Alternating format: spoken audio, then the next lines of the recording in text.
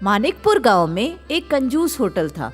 इसका नाम उसके मालिक परशुराम के नाम पर रखा गया था, जो अपनी कंजूसी के लिए जाना जाता था। किसी और दिन की तरह परशुराम होटल के सामने खड़ा था। आइए सर आइए, गरम गरम नाश्ता तैयार है। हमारे होटल की विशेषता है गर्मा गर्म कुरकुरे वड़े। 10 वड़े 30 रुपए में। हमारे पास गरम मैसूर बोंडा भी है, 30 रुपए में 10 बोंडे। हमारे होटल में पेपर थिन पूरी भी है, 30 रुपए में 3। हमारे डोसे टिश्यू पेपर जैसे पतले हैं, 30 रुपए में 1 डोसा। हमारी चपातियाँ इतने पतले हैं, 2 चपातियाँ 30 रुपए में। आइए बाबू आइए। वो इस तरह पुकारते रहता है क्योंकि गांव में कोई और होटल ही नहीं था। स्थानीय लोग परशुराम की बात सुनते, जो वो पेश करता खाते और मांगी गई राशि चुकाते। उसकी पत्नी देवकी अपने माँ के घर गई हुई थी। एक दिन वो अपने पिता शंकर के साथ वापस आई। ये देखकर परशुराम घबरा गया। अरे ये क्या अंकल, आप देवकी को इतना जल्दी क्यों लाए? मैंने कहा था ना कि कम से कम 1 महीने तक अपने पास रखिए। ऐसा कहते ही शंकर ने अपने हाथ जोड़े और कहा, दामाजी कृपया मुझे माफ कर दें। मेरी बेटी जो मेरे घर केवल 2 दिन रही थी, उसने 2-3 महीने का खाना खा लिया है। मैं ये बर्दाश्त नहीं कर सकता।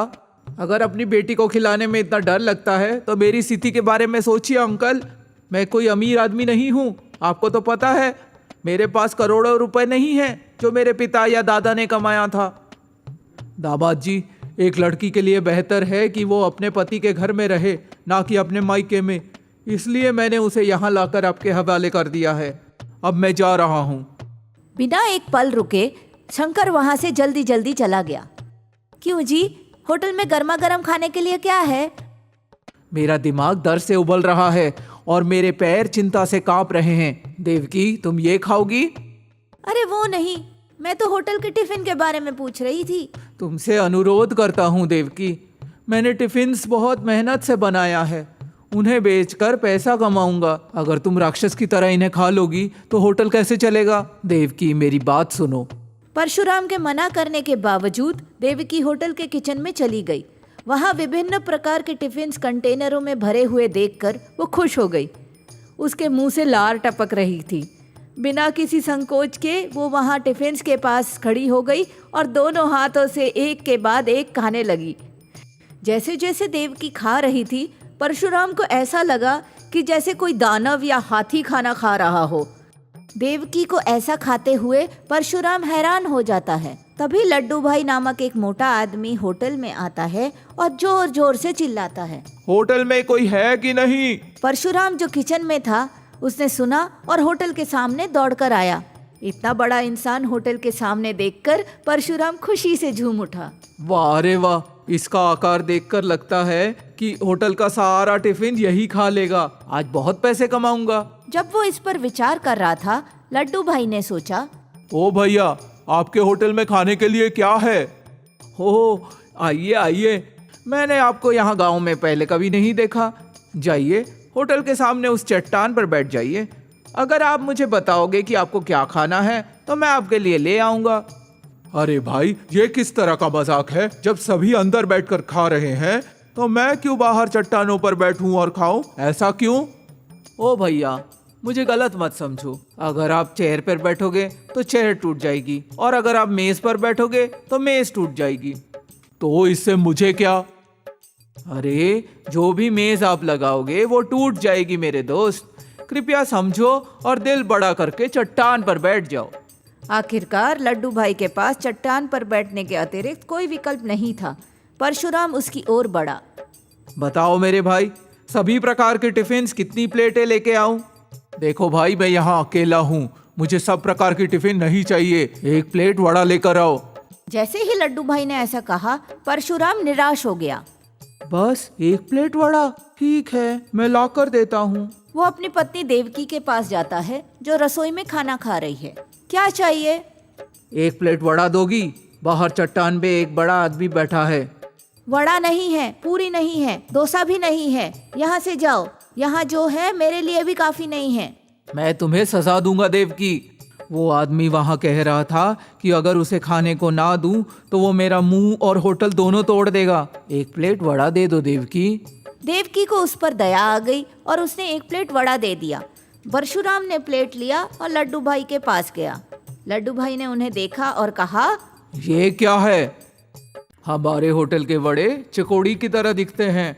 30 रुपए में 10 टुकड़े। मैं तुम्हें 10 दूंगा, तुम मुझे 30 रुपए दो। ये क्या? मैं जानता हूं कि तुम्हारा होटल सस्ता है, लेकिन मुझे उम्मीद नहीं थी कि इतना सस्ता होगा। ये तो बेतुका है। देखो भाई साहब, मुझे इसकी परवाह नहीं है। तुम हमारे होटल आए, मैं तुम्हारे लिए वड़ा लाया। तुम खाओ या ना खाओ, उसके लिए पैसे तो देने होंगे। मुझे 30 रुपए दे दो। ये क्या कह रहे हो? जैसे ही लड्डू भाई ने जोर से कहा, परशुराम थोड़ा डर गया। सुनो, सिर्फ इसलिए कि तुम बड़े हो और मैं पतला हूं, मुझे धमकाओ मत। यहाँ बैठने के लिए तुम्हें 30 रुपए देने ही होंगे, चाहे तुम खाओ या नहीं।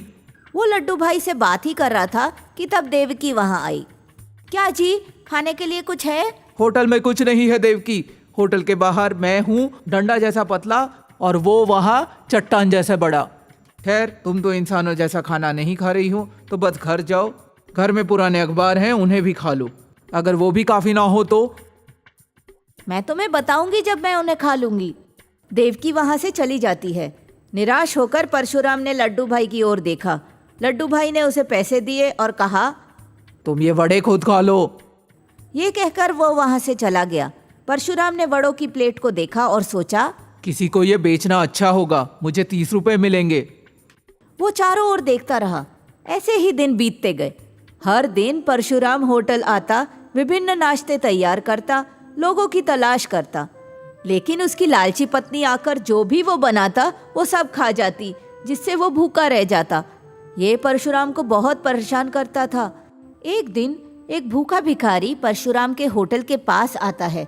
उसने परशुराम से कहा, भैया, मैं बहुत भूखा हूँ भैया, मुझे कुछ खाने के लिए दे दो। 2 दिन से कोई भी मुझे खाने के लिए कुछ नहीं दे रहा है। मैंने कुछ नहीं खाया, मुझे बहुत भूख लगी है। देखो मेरे भाई, मैं तुम्हारी स्थिति समझता हूँ। तुम्हारी भूख और तकलीफ तुम्हारे आंखों में नजर आ रही है। मैं सच में तुम्हारी मदद करना चाहता हूँ, लेकिन मैं ऐसा कर नहीं पा रहा हूँ। इसका कारण है मेरी पत्नी, जो बहुत लालची है। मैं होटल में जो भी बनाता हूँ वो सब कुछ खा जाती है, इसलिए मैं तुम्हें कोई नाश्ता नहीं दे सकता। कुछ मत मांगो, मुझे परेशान मत करो। सर, आपकी पत्नी की बड़ी भूख को कम करने का मेरे पास एक हल है। अगर ये हल आपको अच्छी तरह से काम करता है तो क्या आप मुझे खाना दोगे? ये सुनते ही परशुराम खुश हो जाता है, खुशी से चमकने लगता है। क्या तुम सच कह रहे हो? क्या तुम्हारे पास सच में मेरी पत्नी की भूख कम करने का कोई तरीका है? तुम मुझे बताओ, मैं तुम्हें अच्छा इनाम दूंगा। मुझे इनाम की जरूरत नहीं है, मैं तो बहुत भूखा हूँ, बस मुझे खाना दे दो। मैंने तुम्हें बताया होटल में खाने के लिए कुछ नहीं है। मेरी पत्नी ने सब कुछ खा लिया है। मैंने अपने लिए जो केले बचा के रखे थे, अब आप वही खाओ और अपना भूख मिटाओ। फिर मुझे बताओ कि मेरी पत्नी की भूख कैसे कम हो सकती है। ये कहते हुए परशुराम भिखारी को कुछ केले देते हैं और वो खाने लगता है। अरे साहब, तुम्हें अपने पत्नी को बहुत मसालेदार हरी मिर्च से बने ये भजिया खाने के लिए कहना चाहिए। इसके बाद वो फिर से कभी भी ज़्यादा नहीं खाएगी। अच्छा है, बहुत अच्छी सलाह है, लेकिन मसालेदार होने के कारण वो सिर्फ भजिया नहीं खा सकती, अन्य नाश्ते तो खा सकती है ना। उन नाश्तों में भी तुम हरी मिर्च को पीसकर मिला दो सर। वो ये सोचकर खाएगी कि उसमें मसाला नहीं है, लेकिन असल में मसाला है, इसलिए वो उसे खाना बंद कर देगी।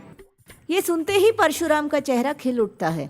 भिखारी के जाने के बाद परशुराम 2 दिन तक गांव में घूमकर बहुत मसालेदार हरी मिर्च इकट्ठा करता है और भजिया बनाता है। वो देवकी को बुलाता है। भजिया देखकर देवकी खुशी खुशी उन्हें जल्दी से खाने लगती है। परशुराम हैरानी से देखता है। ओ मेरी प्रिय देवकी, इतना ज़्यादा क्यों खा रही हो? क्या इसमें बिल्कुल मसाला नहीं है? परशुराम एक भजिया खाता है। तुरंत उसके मुंह से, नाक से और कान से धुआं निकलने लगता है। मसाला, हे भगवान, मसाला मसाला। वो तेजी से पानी पीता है। इसी बीच देवकी, जो अपने खाने का आनंद ले रही होती है, अचानक गर्मी महसूस करती है। एक जोरदार चीख निकालती है और उसके मुंह से गर्म भाप निकलता रहता है। उस दिन के बाद देवकी ज़्यादा खाना छोड़ देती है। परशुराम अपनी चतुराई से अपने होटल का प्रतिष्ठा बढ़ाता है और उसे एक प्रसिद्ध प्रतिष्ठान में बदल देता है।